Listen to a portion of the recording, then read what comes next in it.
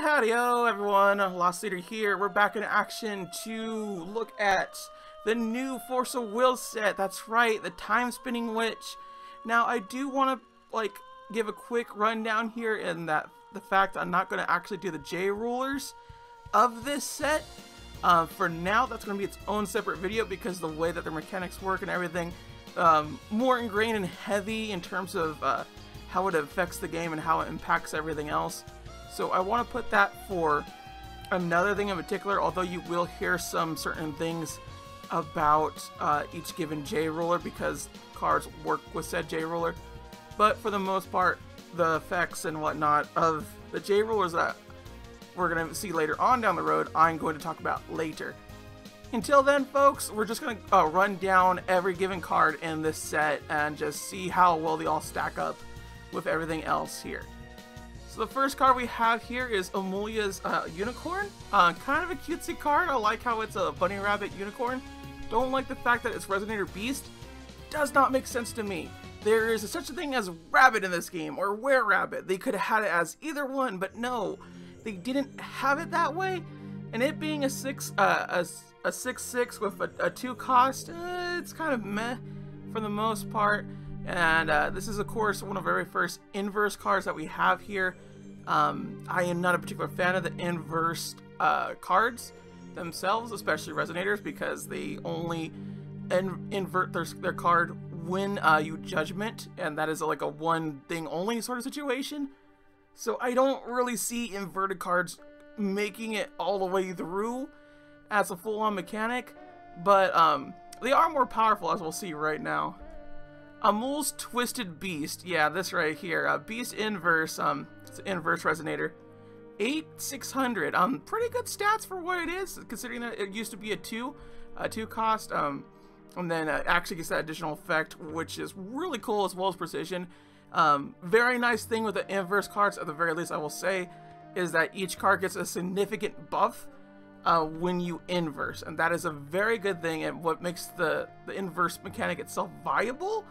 But to my eyes, it's still so niche that I don't see it really doing so well, because it always acts as your judgment is, as you do judgment with your ruler, not the other way around. And that would have helped if there's a sort of you could flip back and forth between your ruler and your J ruler, but they don't really have that.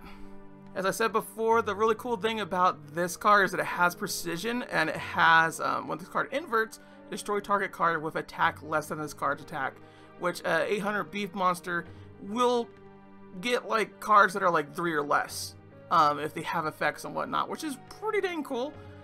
So getting a lot of good stuff here, especially considering that it's 800 attack, not just the cost of the card itself. So other cards that maybe a 5 drop, but they're it's a 4 attack or something, will get annihilated by this card. So that's really, really cool. Overall, I would have to give this card pretty average ranking of it. I don't see it doing too much damage, but for the most part, it is a nice sort of a basic inverse card that we have going on here. The next card we have is Angel of Hope. I definitely like this card a lot more. That attack 200, defense 300. I understand it for balancing purposes, but where it gets broken is this flying / draining thing that it has here. And they added a new keyword too, drain, which is just whenever this card attacks, you gain that much life for damage that was dealt, which is insane when it gets down to it. So aside from fighting Tree, you're going to be getting a whole bunch of life, which is just Tree is becoming a monster in the sense that it blocks a lot of life gain, and it's kind of sad that it's that way.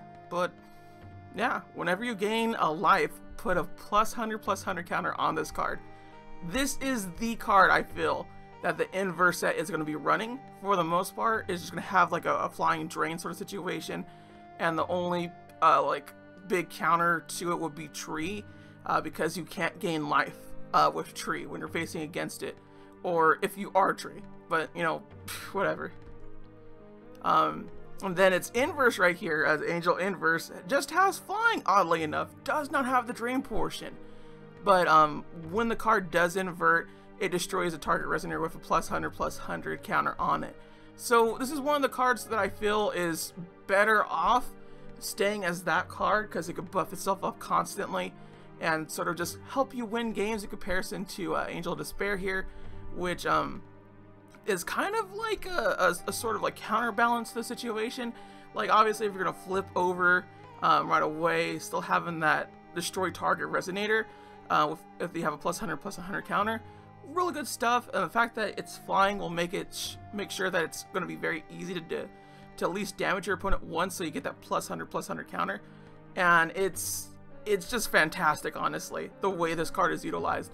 Easily one of the best inverse cards to this date, which is not saying a lot, but it is saying something about the inverse set. I feel like we're going to see a lot of Angel of Despair / Angel of Hope going on here. And here we have a Dark Jekyll. He is a 3 cost, which I automatically do not like. I do not like a lot of 3 costing cards because a lot of them are kind of average in the very big sense. It's pretty cool that you have a pay less light to do Judgment, which with the actual ruler that you're likely to run it with, you're gonna want that. But for what I consider it, it's kind of a situational card to begin with, at least on this side. But when we get to the next one, Mrs. Hyde is definitely a far superior card, and easily your big go-to with the whole entire let's buff all our inverse resonators, and in a lot of ways kind of give off this sort of let's make an inverse swarm. The very fact this card cannot be attacked, and that means you can just attack with it freely when you want to. And then other inverse resonators you control will gain +400/+400. So if you have 3 of them out there, all those cards can't be attacked. They can swing for freezies, and it's pretty freaking fantastic. Also love your little bust. Not gonna lie, really cutesy. I also like the fact that they actually have a sort of body switch thing going on here, where Dr. Jekyll turns into Miss Hyde. Very, very cool lore going on right there. I just really wish he wasn't a 3 cost. I'd rather him be a 2 cost, in all honesty. Have him be weaker, and then you just go to that in that situation. But it's definitely an inverse card that I think a lot of people are going to be using for not judgmenting, for swarming purposes and whatnot. Because having this card, Mrs. Hyde, very good stuff, very good utility. The only problem is that 3 cost is actually kind of late in the game, believe it or not, with this IU running Pharah meta that we have going on here, which is really, really sad, and I wish Force of Will would be a little bit better on slowing the tempo down for this game, which it only has kind of sped up. Despite the fact, it's still a really good card for what it is, and I think it will work in a lot of decks. I just find it to be niche. Because it largely relies on inverse things, and you're going to want it on inverse. Meanwhile, with the Angel of Hope, you could put that in any deck, and it's fine. It has utility just all around, and that's why I think it's a kind of an average card, because it does have that niche. The niche, I should say, the proper way of saying it. But by no means is it a bad card, it's just a niche card. Now here we have a card that I actually do not agree with a lot of people. That Escape Jeweler is good. I don't. I think this is a terrible card. It's 100/100, and it's a 1 cost, which is, you know, kind of cool. And when this card enters the field, you gain gems of any attribute. But when it comes down to it, gem play without pandas isn't really a thing. And what I mean by that is that the way the game is set up, you cannot rely on gems unless you have pandas. Pandas give gems passively. They hit harder, they're able to take more hits. It just works out better that way. This is the start for people to actually use gems outside of pandas, but you should not run this if you are running a panda gem deck.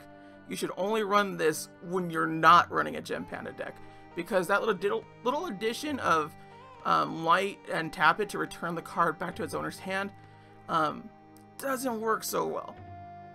It just doesn't work as well as you think it would in practice, because it's like, oh hey, I can just get this back. But if we had a sort of return this card back to its owner's hand at end of turn, it would have worked out far better in that sense, instead of just having it as a light cost. You're not really able to cycle it nearly as much as you are.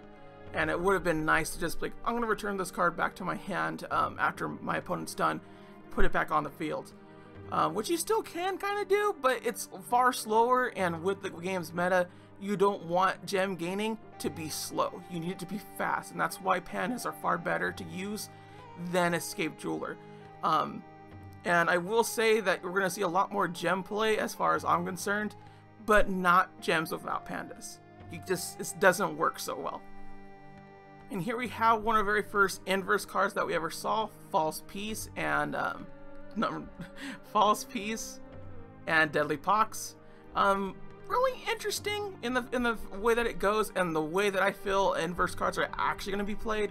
I do not feel Resonators are a very strong suit for inverse unless you're going solely on inverse Resonator swarm type of situation. But here I definitely see the viability in having an inverse set. Very nice to have that gain 400, draw a card, then remove the card from the game. You still have another card that you could play, and you could play this any time that you're able to play the chant itself.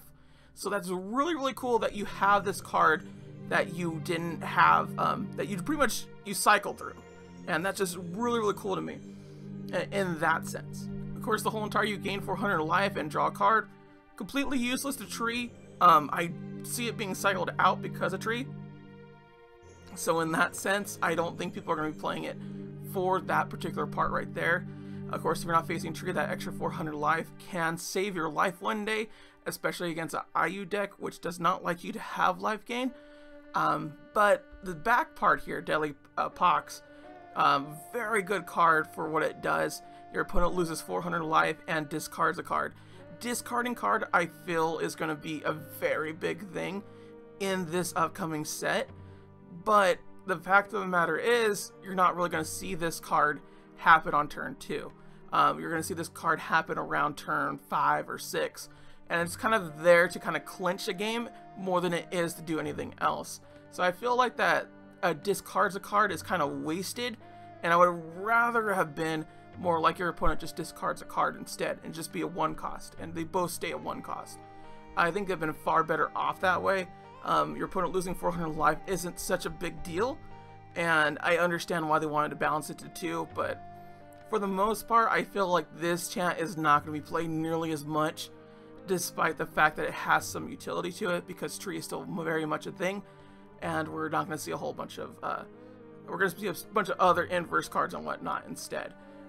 Definitely not a bad card, just wish it was slightly better. And here we have our little basic J-Ruler turning into a Resonator. Ain't she the cutest little thing? Honorable thief you are.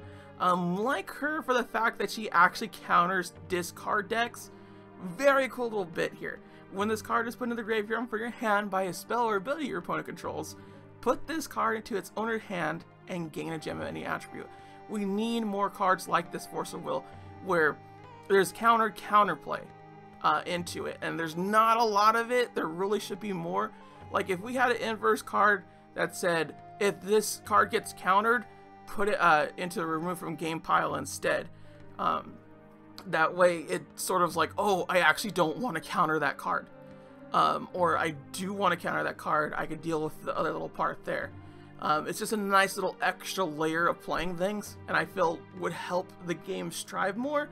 The unfortunate thing is that she is a human despite how adorable she is. She is a 6/6 cost, which is alright. But this is one of those things that I don't see being played. Tap to gain a gem of any attribute if it doesn't share an attribute with your another gem you control. Pretty nice to have that little ramp going on. The whole entire banish 5 gems, destroy target addition. Really nice thing too. I do think they could have made that banish 4 gems instead. Obviously not by a whole bunch, or maybe buffed her up a little bit. Maybe not necessarily attack, but defense would have been nice. Aside from that though, it's an okay card. It definitely will see play in literally just a non-panda deck. A non-panda gem getting deck. Which apparently Force of Will is trying to spread out. And that's fine. It's not going to work well. They really need a J-Ruler that actually is not a panda that gets gems. But for now, it's a nifty little card. I can see it being in a very, very unorthodox set. Here's another card here where it's just full on, let's not use pandas and just gain it that way. very easily. It's a trade for trade at the worst, which is not a bad thing because we do have something called a discovery, which does gain you a gem of any attribute, and then you can draw a card after the fact.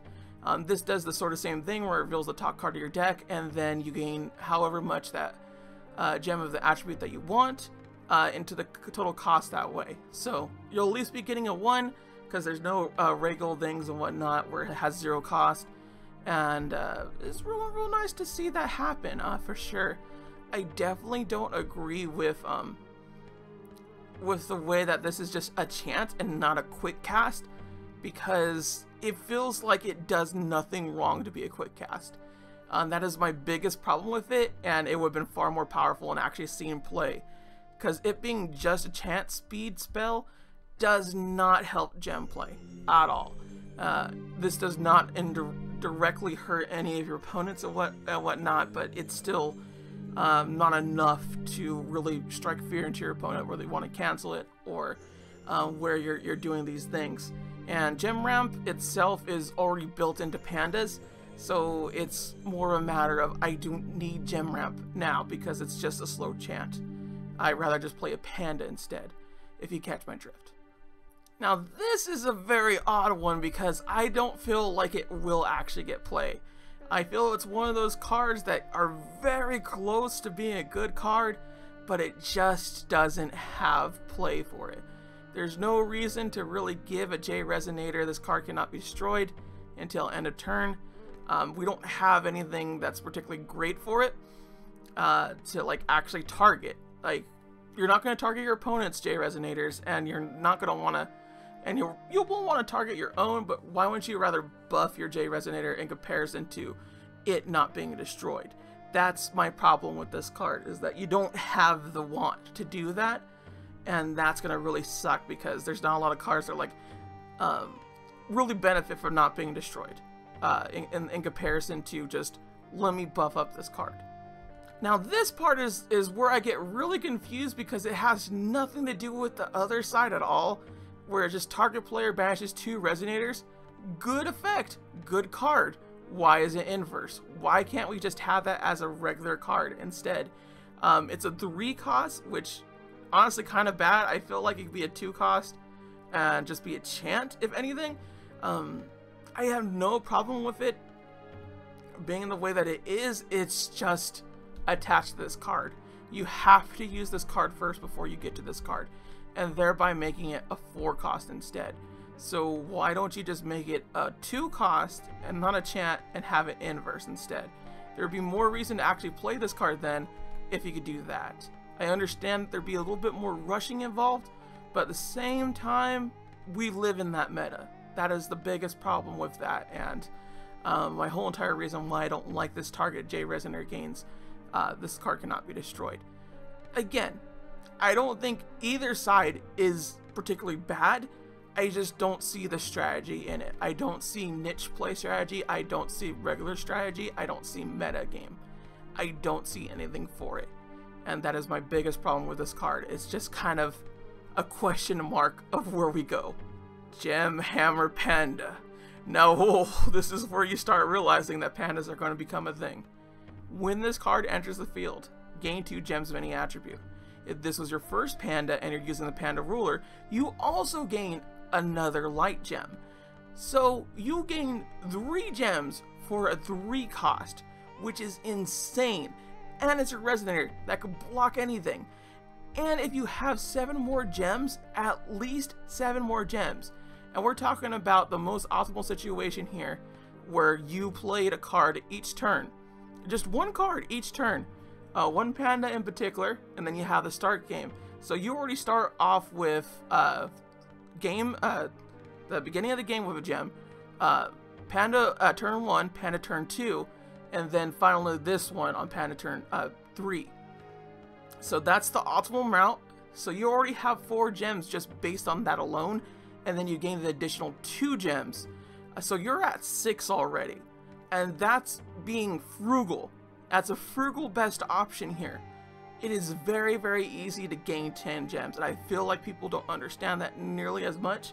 as I do, because I play against a panda deck a lot often, more often is a better way to say it, than a lot of other people do. So this is an insane amount of just gem ramping on top of this card is busted. 8-8 turning into a 12-12 on turn 4 is crazy. Just absolutely crazy. Gem Mallet Panda. This is when I realized pandas have it. They have the ability to be in the metagame because they now finally have mana ramp. And we've been needing this for a long time for light, for pandas in particular. And I'm very glad they got it because this is what they needed. It's attack 100, which is fine. Defense 400, which is also fine. What it doesn't need though, gain a gem of any attribute. It does not need that. The panda is already prefixed to get a gem of any attribute. If it was going to be like that, it should have been a 2 cost or been 100. But no, pandas are super beefy. And on top of that, it has 2 different abilities. Tap, banish a gem, produce 1 will of any attribute shared with a gem, banish it this way. Insane! Absolutely insane.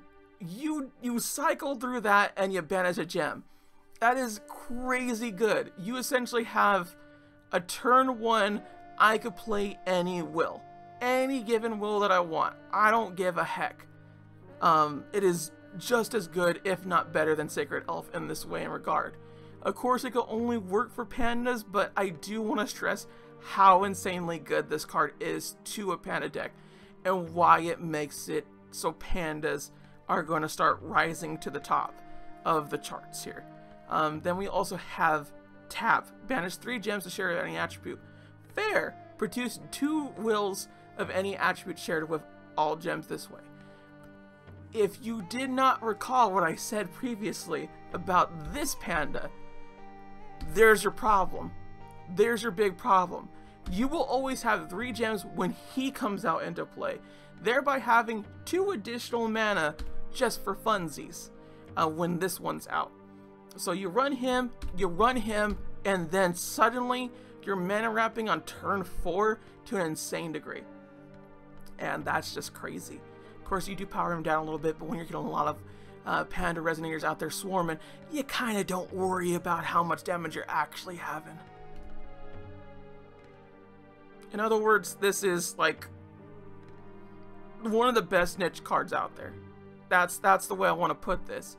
It is not a great card in the sense that it can be played in any deck, but rather a niche god tier card. I want to put it that way, in that sense, so you understand. Of course, this will work in just a regular gem with no pandas deck, quote unquote, which is kind of ironic because you're using a panda regardless. But it's just so insanely crazy and awful. I just can't believe.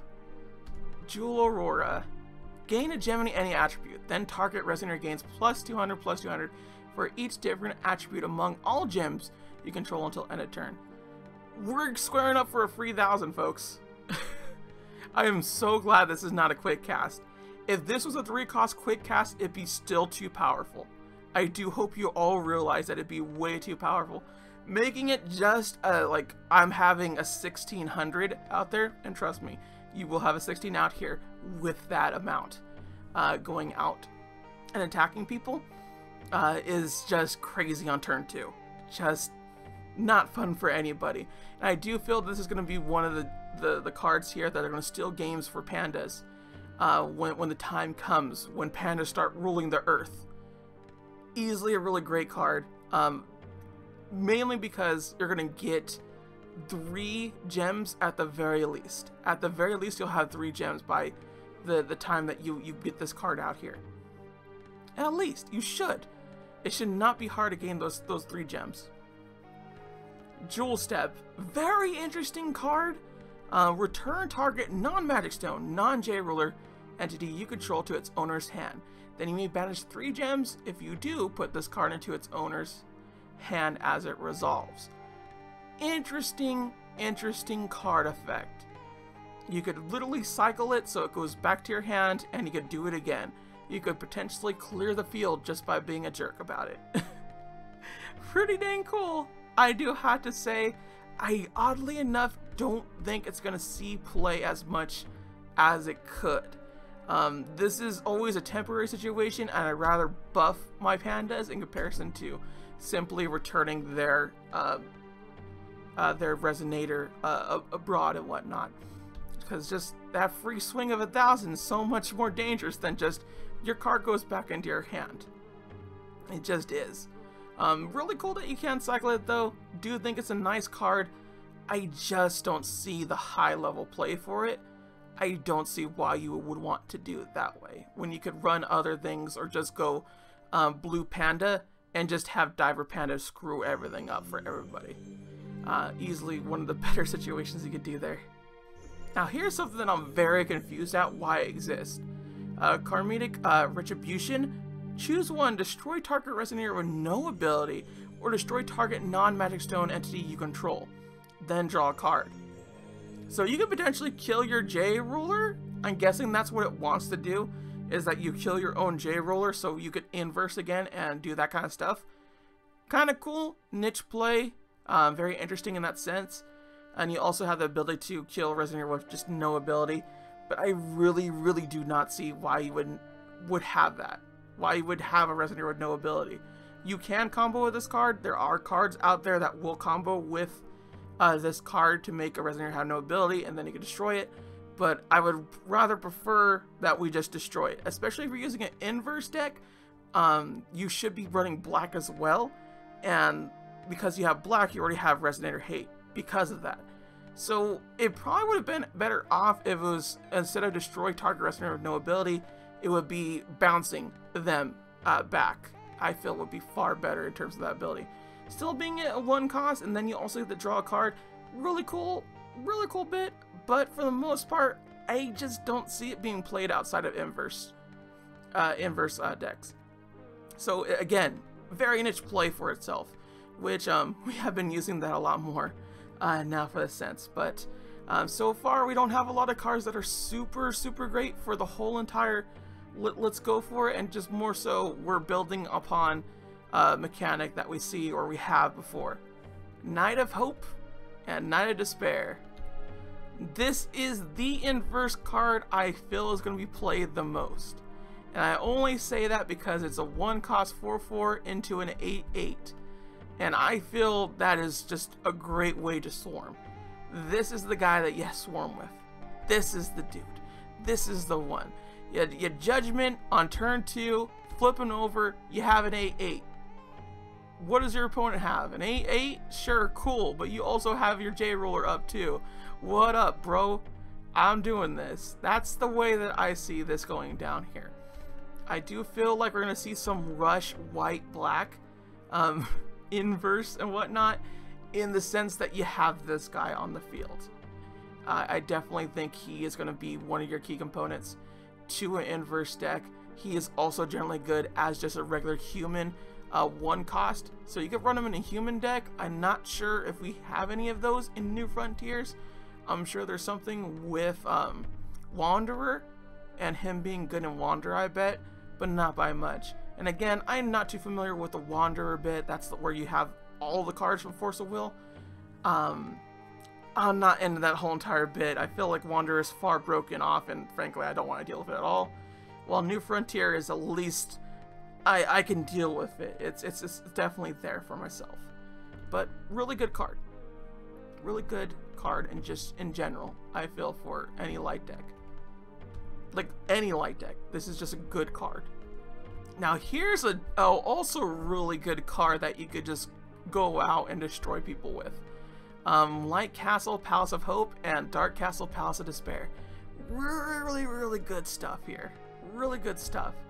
The very fact that it's a 2 cost and then you could just Judgment next turn and just have that go down makes for swarming with Inverse so much better.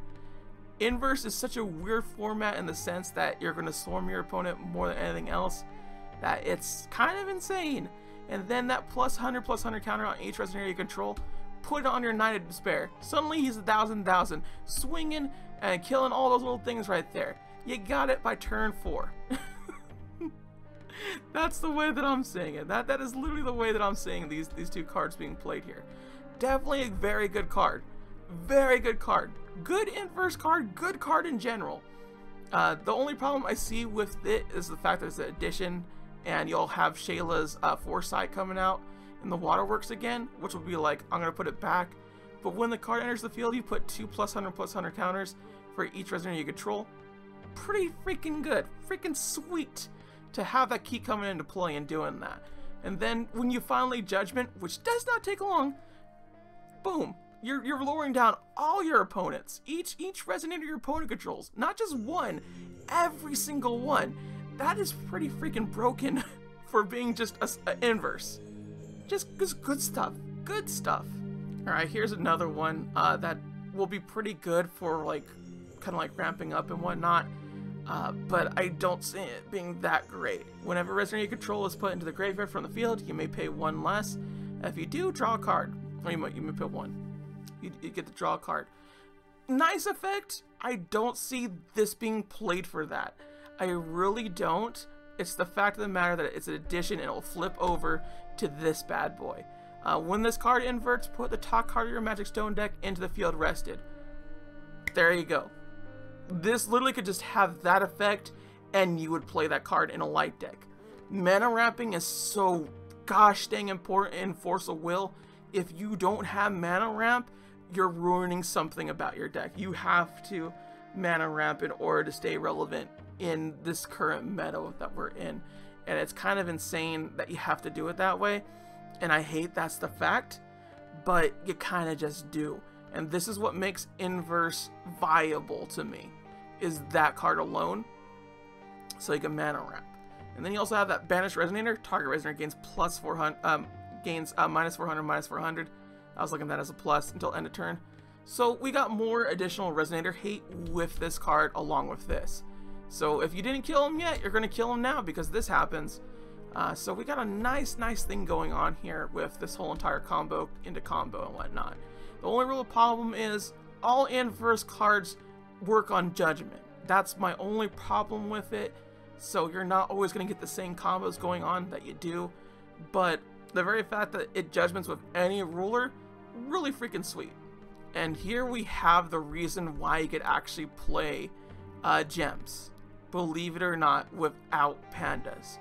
And I'm going to say this right now, any panda deck that uses this card is a fool. And I don't mean that in the sense that this is a bad card. I mean in the sense that this is the card that you use for non-panda decks. This is your go-to win condition. Everything else should not be, like you have better pandas here than this one that cost more, or rather less than this card right here. But this is still a very good Golem card. Rather, it's a very good gem card. Gem non-panda, which is weird to get in the specifics of non-panda gem, and then there's panda gem. But yes, that's how it works, folks. Also, its abilities where it gains the +500 defense, all little flying, first strike, pierce, or +500 attack. All really good stuff, make it super versatile in that sense. My only problem with it is that it is a 5 cost, so you're gonna have to like take a while to actually get this big boy out. But he could still work, and that is probably the biggest point to this, is that the gems itself is paying for the Golem more than you're just paying for it itself.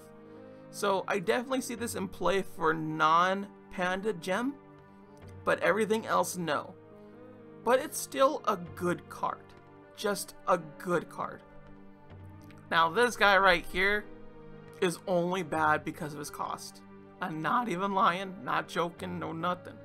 3 cost, and it has a really good effect with that Dre Resonators. They come into the field rested, so now we got no swiftness going on here. That's really cool, right? He could work on that alone, honestly. But you obviously want to flip your J ruler to this bad boy.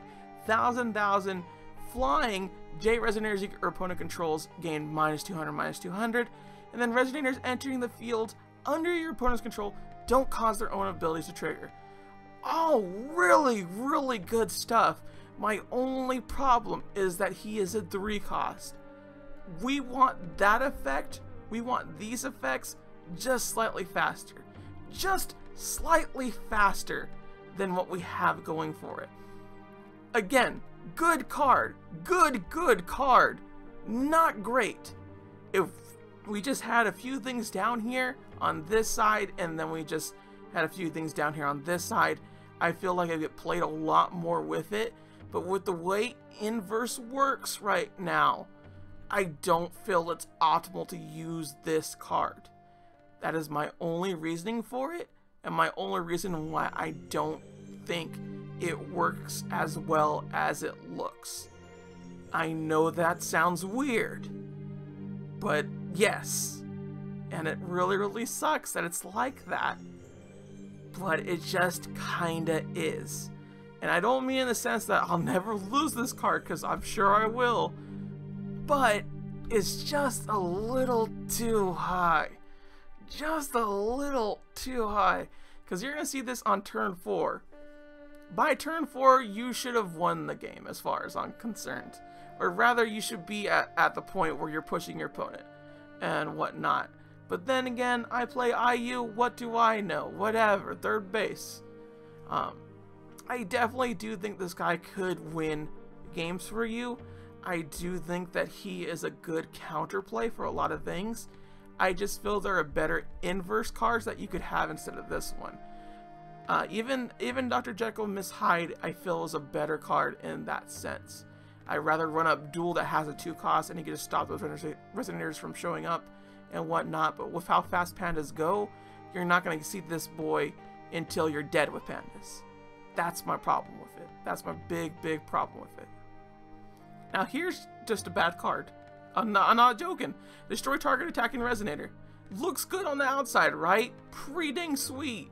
Now you get to just destroy Resonator that's attacking. Cool.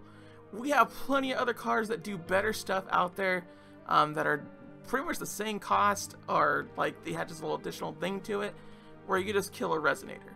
I feel that's by and large more important. That attacking Resonator bit is what slows this 1 cost down, and what makes you want to go like, I want to play a different card in this set. And like I said before, because this is kind of like the whole entire inverse thing, you kind of want to do this where you have black being the Resonator removal. Of course, if you're running a pure white deck and whatnot, I definitely see this being a good thing. In that sense, or like white, light blue, light, red, I guess? Even red will have better things you could do out there. I really don't see how they could like have it to where it's like bleh, but not super whelming at all. This is just kind of just like, this is a card. People would use it as a filler card, as a nice little short answer. It's just, it has something missing. I don't know how to properly say it aside from average card can be replaced with other better cards. It just can. It just can. Now here's a panda that will not see his actual ability into play. And it's kinda sad. Panda Medium 3 cost, which you have better 3 costing pandas, is an inverse panda that goes from 8 to 1000. Pretty cool stats, right? Then you have his ability, tap, remove target card in your graveyard from the game. Cool, right? I mean, you know, whatever. It's gonna do something. I'm sure it is. And then you get to it. Put target card from a removed area that was removed by this card into its owner's hand. Now it sucks. And I don't mean the sense that this panda in general sucks. I mean it in the sense that this is a bad panda card and a bad card in general because there are better pandas. Isn't that a weird thing to say? Like, if this is any other card, it'd be like, cool, got a thousand going on with a 3 cost here. When you just inverse it. We have those cards before. We do. But why would you play this card here, this panda card, when you could play this guy? When you could play this boy, which I already established is just not as good as he is. As he should be, rather. You don't need to play him. Panda decks would not use him. He has so much setup that is needed or required. It's just stupid. It's just insanely stupid how bad this card is. This should have been a turn 2 Make it a 6/6 and then do that 1,000 into that situation. That would have worked out far better for this card, because you still have that setup, you still have all those things. But why wouldn't you want to attack with 1,000? Why would you tap it instead? That makes no sense to me.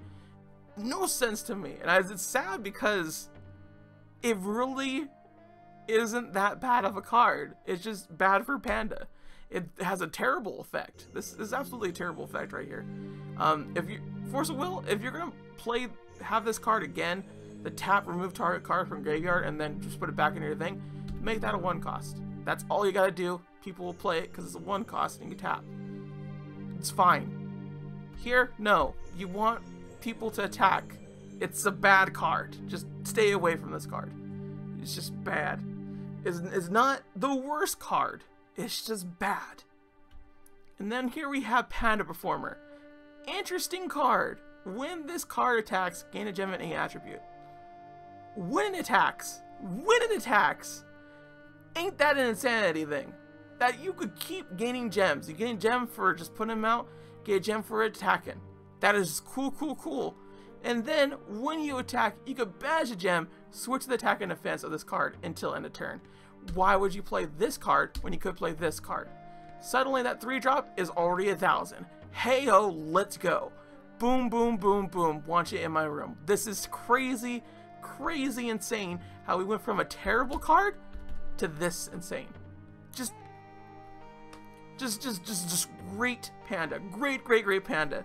Panda Russia has it going on with this guy. Look at him perform.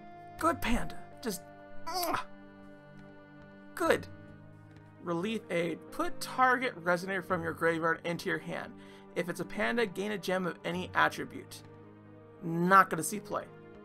It's just not gonna see play. That if it's a panda, gain a gem of any attribute.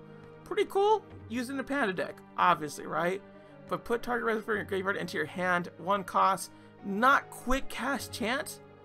Why is it not a quick cast chant? You're putting it into your hand. It would actually have more play that way. But it's just a chant. That's all it is. Just a slow speed little thing.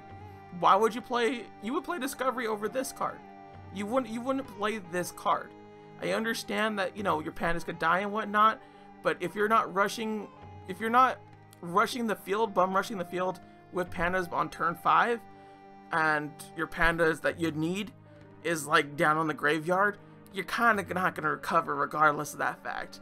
I see this working in very tight situational spots that should not be you to begin with. You feel me? Just not a good card. It's not a good card in that sense, and it's sad. Sacred Knight of Entombment.